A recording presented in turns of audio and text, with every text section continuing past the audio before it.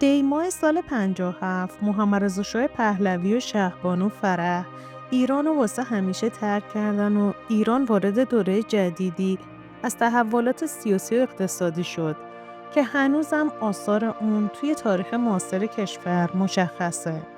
اما یکی از سوالای مهم و جنجالی اینه که چه مقدار دارایی از ایران خارج شد و سرنوشت ثروت‌های خاندان پهلوی چی شد؟ با ما همراه باشید تا بفهمیم سرنوشت این ثروت عظیم به کجا ختم شد. پس لطفاً قبل از شروع این ویدیو کانال رو سابسکرایب کنید و زنگوله کنارش رو بزنید. گزارش‌ها و شواهد تاریخی نشون میده که خاندان پهلوی دارایی‌های عظیم و گسترده‌ای هم داخل و هم خارج از کشور داشتند. طبق گزارش واشنگتن پست توی ژانویه 1979 دارایی‌های خاندان پهلوی ارزشی بالغ بر 20 میلیارد دلار داشته که شامل املاک، حساب‌های بانکی و جواهرات و دارایی‌های تجاری و صنعتی بوده که نسبت به تغییرات اقتصادی و نرخ تورم ارزش این دارایی‌ها توی سالهای اخیر افزایش قابل توجهی داشتند. خاندان پهلوی مالک املاک و ویلاهای لوکس متعددی توی کشورهای مختلف بودند. معروفترین دارایی‌های اونا ویلاهای زمستونی توی سنت موریس سوئیس بود که شاه و فرح برای استراحت‌های زمستونی یا اسکی اونجا می‌رفتن.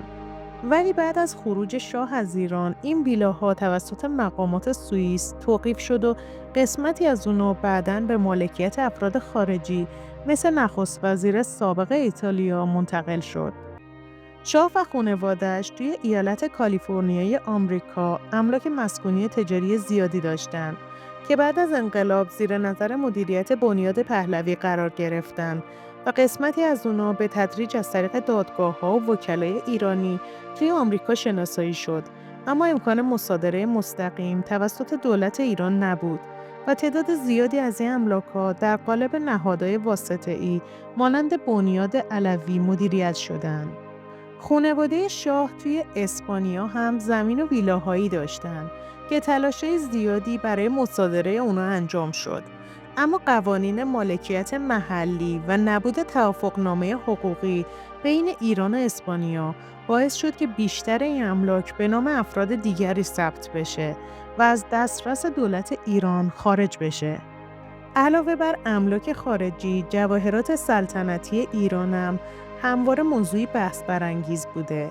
اعلام شده که بعد از انقلاب 384 چمدان جواهر و الماس دوتاج با 500 قطعه الماس و 50 قطعه زمرد همراه 386 حبه مروارید از ایران خارج شده. البته که هیچ سند رسمی برای تایید این ادعاها وجود نداره. و البته بخشی از جواهرات سلطنتی توی ایران باقی موند و الان توی موزه جواهرات ملی ایران نگهداری میشه.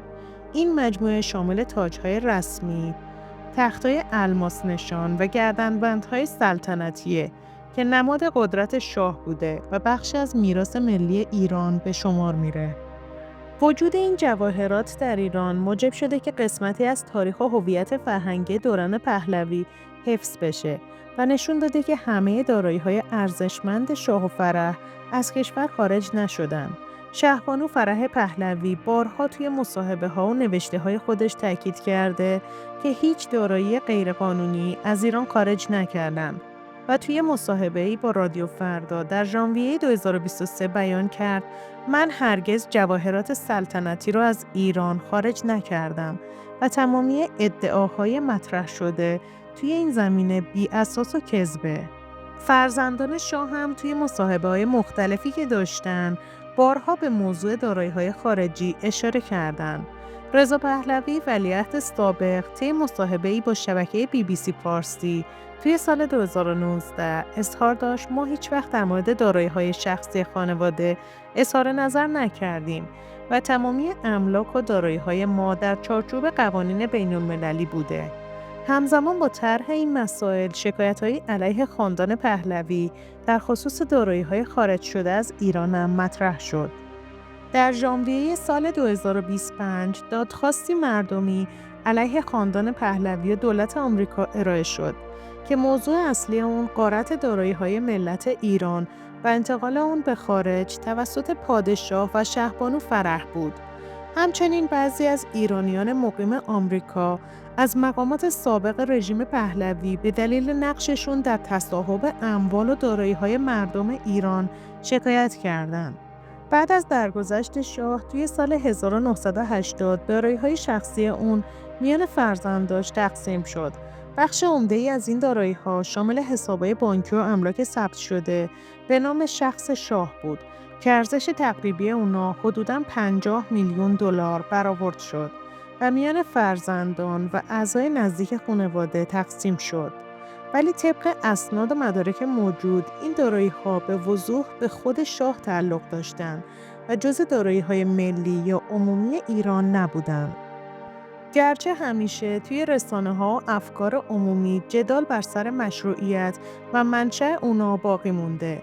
با وجود تمام ادعاها و ارقام نجومی درباره خروج دارایی‌ها و جواهرات سلطنتی، هنوز هیچ سند رسمی و مستندی دال بر تایید این ادعاها وجود نداره.